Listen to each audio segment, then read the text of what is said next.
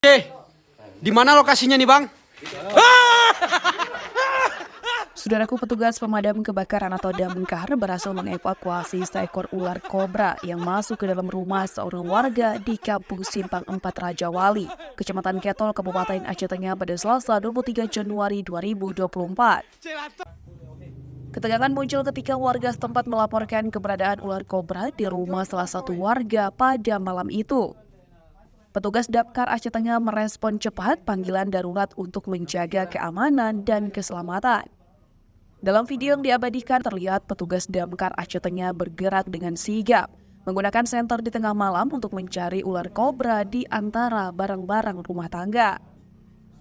Setelah menemukan ular berbahaya tersebut, petugas dengan cermat memegang dan menarik badan ular kobra. Kalaksa BPBD Aceh Tengah Andalika melalui Kepala Regu Damkar Aceh Tengah menjelaskan bahwa petugas Damkar berhasil menangkap dan mengamankan ular kobra tersebut. Andalika menekankan pentingnya memberikan prioritas tinggi dalam menanggapi situasi darurat seperti ini.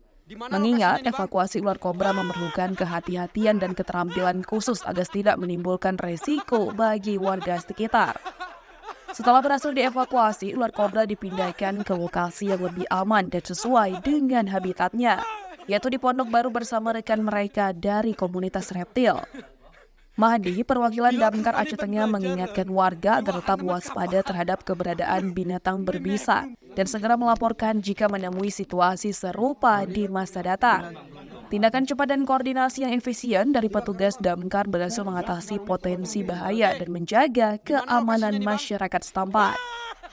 Dari Aceh Tengah, Romadani, Tribun Gayo.